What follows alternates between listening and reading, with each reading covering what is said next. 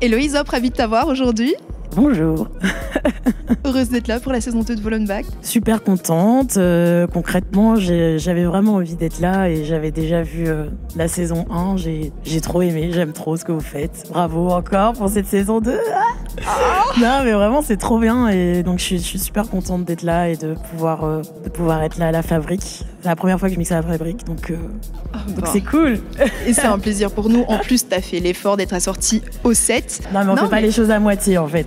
Non, mais on est d'accord. Est-ce que tu pourrais décrire ton univers artistique en 3 mots ? Je pense que le premier élément qui définit quand même un peu ce que j'aime, c'est les percussions. Enfin, j'aime beaucoup n'importe quel style de musique ou de genre de musique où il y a des percussions, il y a un vrai travail sur le rythme. Et ouais, ça gratte un peu le cerveau comme ça. Genre, je dirais que c'est ça. Genre, le premier, c'est les percussions. Le deuxième, j'irais un peu atmosphérique. Vu que de base, je sais pas ce que je fais de base, mais c'est une de mes casquettes. Je fais de la création sonore. Et du coup, même dans ma création sonore, il y a toujours des synthés avec beaucoup de reverb, des synthés des années 80, genre le DX7 et tout ça. Donc j'aime beaucoup quand des artistes, et je pense que c'est aussi ça qui m'attire, par exemple, à breakbeat ou dans d'autres genres de ce style, genre quand il y a vraiment des ambiances un peu de la reverb, des synthés, des beaux synthés avec une belle couleur comme ça, un peu atmosphérique, un peu on se retrouve dans l'espace. Ça, je kiffe. Le dernier,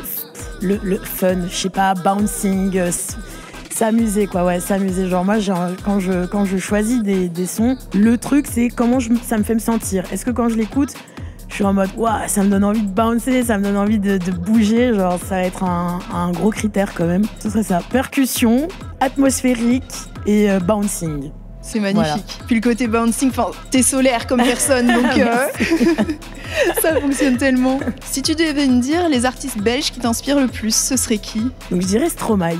Stromae, pourquoi Stromae ? En plus, j'écoute pas tant de Stromae. J'écoute pas tant sa musique, mais quand j'étais plus jeune, quand même pas mal, c'était le truc, t'écoutes ça avec tes copaines, tu danses, ça te fait marrer et tout, il est vraiment super fort. Je pense pas pour rien qu'il a percé comme il l'a fait, c'est qu'il est vraiment venu avec une sonorité vraiment nouvelle et amusante. C'est fun en fait ce qu'il fait, pas tout, mais à l'heure où on danse, c'est quand même fun. C'est une chanson marrante, c'est entêtant, ça reste dans ça reste dans le corps, ça reste dans la tête. Et il dit les termes en plus. Deuxième artiste belge, mais c'est un ami, donc peut-être ça compte pas. Ah mais si, ça compte, les amis, ça compte. Jekamaï. Ah ben oui, voilà, c'est un ami qui compte. C'est un ami qui compte quand même. Jekamaï parce que c'est une personne qui me pousse de ouf dans c'est quoi ce qu'on fait en fait, parce que être DJ, je crois que c'est pas, je vais peut-être dire un truc qui va peut-être être, je sais pas, controversé ou je sais pas, clivant, mais genre être DJ, j'ai l'impression que il y a de plus en plus cette vibe de tout le monde est un peu DJ, tout le monde se lance dans ce truc parce que c'est accessible. Et en fait moi je trouve ça trop bien. Moi j'avoue que c'est un truc dont j'avais rêvé et je ne m'autorisais pas à y aller. Et puis à un moment donné, j'ai des copaines qui faisaient ça et j'étais en mode vas-y, j'ai envie d'apprendre, et puis t'apprends et puis t'y vas et puis tu commences à mixer et puis ça plaît aux gens et en fait après c'est comment tu pousses plus loin que ça quoi, comment tu pousses plus loin que juste je mixe des tracks ensemble. Jekamaï, je trouve que c'est une personne qui fait ça, qui pousse en fait, qui se pousse, qui cherche, qui veut raconter une histoire, et c'est ce que je veux faire aussi. En fait, chaque fois que je vois ces sets, je me dis putain, et ça me donne envie de mixer. De rentrer chez moi et de mixer en fait. Et de en mode ok, maintenant je veux aussi raconter une histoire parce que là, il m'a raconté une histoire de ouf et je me suis trop amusée. Ouais, c'est un bosseur quoi. Donc voilà. Waouh, c'est une déclaration d'amour. Ouais, là. Je l'aime, je t'aime. C'est la meilleure réponse que tu pouvais donner. Quelle est la chose dont tu es le plus fière dans ton parcours pour l'instant, bien sûr? La chose dont je suis le plus fière, c'est de prendre au sérieux ce que je fais. Ok.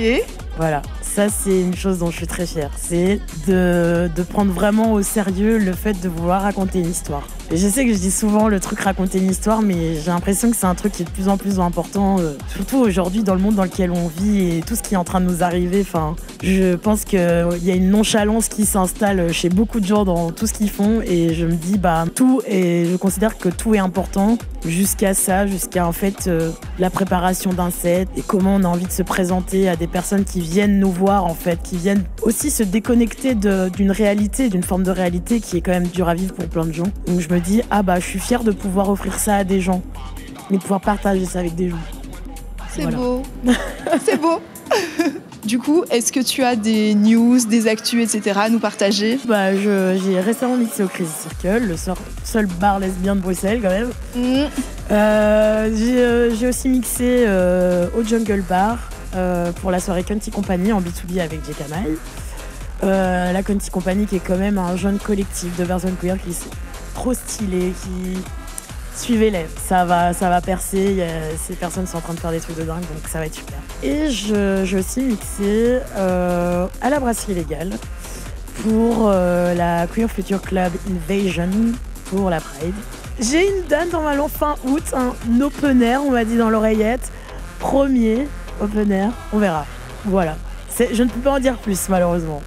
Non, du coup, faudra que les gens te suivent sur les réseaux. Sur les réseaux, ouais.